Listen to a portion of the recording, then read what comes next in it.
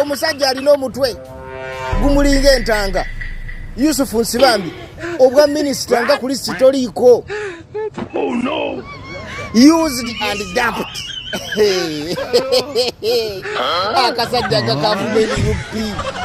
ne kasimba amannyo buli ku makya ne bakawa eyapule ng'omugaso gwa kukakanya kibiina kya National Patrol Kyagulanyi Ssentamu kati gwalina ekiddako obwa minisita buli wakati ogenda kuddawa naye mukyalo olime genda olime mawokota genda olime bwatyo Museveni bwakola bwatyo bwakola Museveni tabaako na mukwano gwe tebakikulyako sente akusudde kati what next abantu ogenda kubagamba ki obwa profesa tokyali profesa ye gwasomesa abantu muno twava mu nkima okategedde endowooza yo tesaana kuba yaba profesa teri profesa tasobola kwanticulating national matters eziri important uneweyisanga fala mubiwulidde era nga musajja wattu akigambibwa nti yatwalibwa eyo mu State House n'okujoininga NRM mbu former speaker Anita Among yali akoze ki yamutuwalayo kakati munnange endowooza oba oliawo singa abadde akyali mu buyinza yandibadde amusuulirayo akagambo oluusi yandirabikidde ku lisiti naye lwakuba nti oli ebintu munnange byamwononekera muntu we gakaaba gakomba era ng'essaawa kakati we twogerera ndowooza yeejusa n'ebigambo by'abadde ayogerera ekibiina kya NUP ne opposition aba opposition bonna abadde talina bigambo by'omu ate n'ekyewunyisa eyamujja mu kifo ky'abadde akiikirira omukyalo oyo ye yafunye obwa minisita ebintu weebityo bwe bitambula naye nga byonna bigenda mu maaso abasiraamu nabo si basanyufu era bakukulumidde pulezidenti Yoweri Kaguta Museveni batya era ku nsonga ki bibe nalabye line-up ya gavumenti empya nalabye nga tuli wala nnyo ng'abasiraamu nanoonyezaako mu bifo ministries ezirabika nti nzitozito saalabyemu naye ogenda okulaba omuntu bamuteesa eri nendowooza nti keeki y'eggwanga ffenna tugyetaaga kyenkanyi nga bwe twateeseemu amaanyi mangi okulabika nti gavumenti eddawo eyo yennyini ebaddewo olwekyo tusaba pulezidenti w'eggwanga lino ayongere okutunula mu keeki y'abasiraamu nti kapiisi ke baatuwadde katono ekintamu nti katono maliriza nga nsabira pulezidenti w'eggwanga lino ne gavumenti ye ne bannayuganda n'abasiraamu mwenna abali wano okubeera nti Allah subhanahu wa ta'ala atukuuma nga tuli ba mirembe ng'ensi ate abeere nga n'ensi yonna agiteekamu emirembe ebiseera byonna. Mubiwulidde nti abasiraamu keeke baabawadde naye kakeeke ke baabawadde kabadde katono nti bongereko basale piisi ebeere ennene nabo baganyirwemu mbaka katono tebalina ngeri gye basobola okukagabanya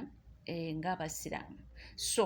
nti bongereko ku keeki ku sowaani okwo bongereko epiisi ya keeki ebeere ennene ebigambo ndowooza mubiwulidde si byange nze mbaawo jasa okuba nga mbatuusaako gonna agatambula gagenda mu maaso ate munnange mbadde ndiawo mpitaayita ebintu bingi nnyo ebigenda mu maaso navuddeyo n'asindikira pulezidenti Robert Kyagulanyi Ssentamu aka Bobi Wine obubaka nga waliwo omuntu gwamugamba nti mwewale era nti bw'abaawo ng'omulabye oba omulengedde atuuka nti munnange dduka buddusi. Obubaka buno bukenda ow'omwana wattu Robert Kyagulanyi bw'olaba Jimmy Akena dduka ntidde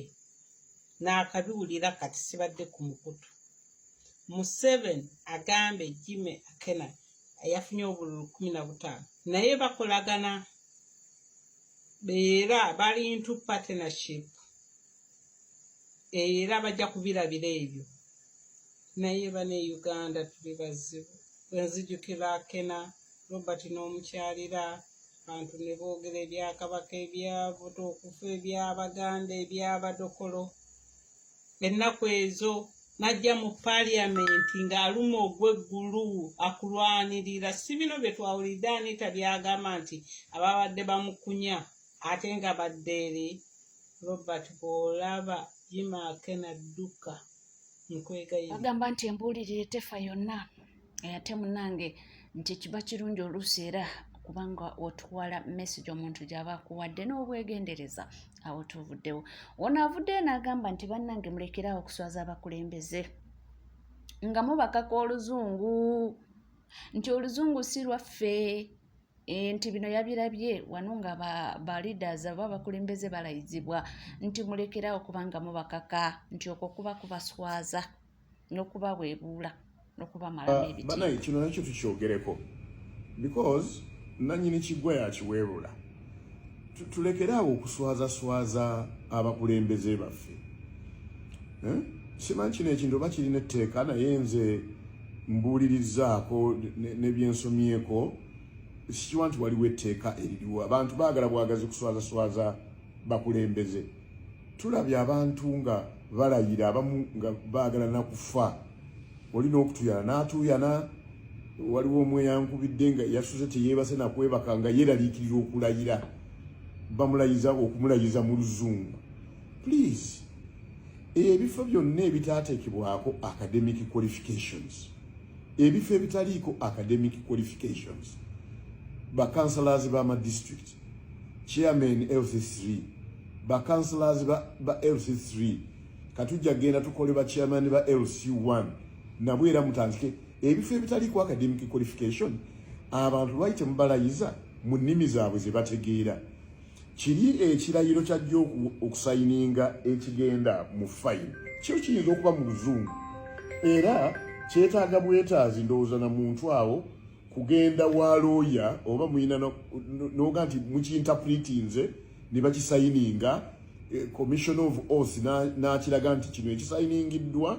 kino kyeyalayidde mu lulimi lwategeera. Omuntu n'alayira mu lulimi lwe lwategeera. Kiringa n'okuteesera eyo mu councils abamu mukikoze bulungi nti abantu baleke baali badde bateesa mu nnimi zaabwe. Ebifo ebitaliiko academic qualifications abantu baali badde bateesa mu nnimi zaabwe. Kati mwe ba clerk ba councils mwe bintu biyinza okubifayiringa mu luzungu nga mubiriza mu luzungu. Era mba muyina ndooza kufuna lawyer oba commissioner wa Oath nekima nti no minutes ezo bwazitaputa mu Luganda ne zifayiringibwa mu luzungu nga bano bajja mu council bamanya nti no ebisomeddwa mu Luganda byeyo byennyini nnyini byemufayirinze bifaanagana. Ne tulekeraawo okuswazaswaza abakulembeze baffe. Abantu mubalayize mu nnimi zaabwe ze bamanyi ku bifo ebitaliiko qualifications. Ebifo wano mu Uganda ebiriko qualification biri ebifo bimanyiddwa bye bino: ekifo kya president, eky'omubaka wa parliament, chairman LC5 ebiriko academic qualifications, A-level or its equivalent. Abo balayizibwe kubanga omuntu wa A-level gwebogamba naye nabwera mu birabo oluusi ogenda okusanga abamu nga era batamatama. Naye kakati bwabo tetubasaasira kubanga yoyo aba yayingidde ekifo nga kiriko academic qualification n'agamba nti qualification ezo akola ki nti qualification ezo azirina. So n'olwensonga eyo abo tetubasaasira. Naye bano bannaffe oli agenda ku LC3 agenda ku LC5 nga kansala tiwaliwo qualification ze mwamusaba. Lwaki ate mumulayiza mu lulimi olugwira oluyina okuyigibwa emirundi egisinga mu ssomero? Nedda. Abantu bajja kufa heart attack. Ndabye wano babadde balaga omukyala ku social media era ndeese n'enkola kino ng'omukyala asala entuuyo azisala bwe zikala. Of course mbagambye yankubidde luli ekiro weewaffe era nga nti kakati bano bagenda kutulayiza nze neraliikirira okulayira. Mukyala yakiikirira abakadde yeeraliikirira luzungu mbwe yayita n'abaana be bajje bamuyitiremu bamusomese bwanaalayire. Can you imagine lwaki abantu bayisamu ekyo kyonna nga tuyinza okutaputa ebintu bino mu Luganda oba mu Lusoga oba mu Lukyoli abantu ne balayira mu nnimi zaabwe biri bye muteeka ku fayiro ebyammwe eby'ekizungu ne mubiteekamu mu nnimi zammwe mu nzungu zammwe. Please. Wetuli bwerowooza ki ku nsonga eyo abaffe babalekenge buli omu n'abanga alayira mu lulimi lwe oba nga alayizibwa mu local language ye kiyinza okuyambako awo naawe naye ekyo kiba kitegeeza jjukira speech gundi eno baba babawandiikidde era awo kiba kitegeeza nti maybe simanyi nakumanya naye nga kyobwe kityo omwami kyayogeddeko gamba nedda luno olulimi si lwaffe abantu baswazibwa ate ne tudde eno era bambi ne tubasekerera era obutambi abantu ne babutemamu ne butrendinga kyagamba nti si kituufu. Awo nga tuvuddewo nga tweyongerayo mu mawulire ag'enjawulo eyasangudde ku mwami ono nga complaininga yasitwawulirako nti ku kitebe ekya National Unity Platform abayimiriza aba foot soldiers sigamba nti babayimiza emirimu gyabwe nti naye babagamba nti bagende bakole oba oliawo banajjanga ku kitebe nga oba babayise oba nga waliwo ekigenda mu maaso. So avuddeyo kwogera ku nsonga eyo era mu bigambo bye ayogedde bafuti soja mugende mukole bafuti soja baliredde okugenda okukola ffenna tuliredde okugenda okukola kirungi nnyo mwafunye emirimu mwafunye offices twayize twakutte ekisolo twagala kutemaatema bwe mutemaatema naffe mutuweeko sayidi y'omukira bwe mutemaatema mutuweeko ku kabirizi wano nammwe mufune ku kisambi ene wali ennyama ennene mutugamba tugende tukolewa kibanga ekifaanagana nga omuntu abadde ne mukyala we ne bagaggawala ne bakola nga bakolera mbugubi bakolera mu bwavu nga bakola nnyo omusajja bw'amala okufuna sente bamala okufuna sente ewaka omwami n'atandika okulaba ng'omukyala oyo takyamusaanira ng'ayagala kufunayo mukyala muto olwo anaasobola emmaali ye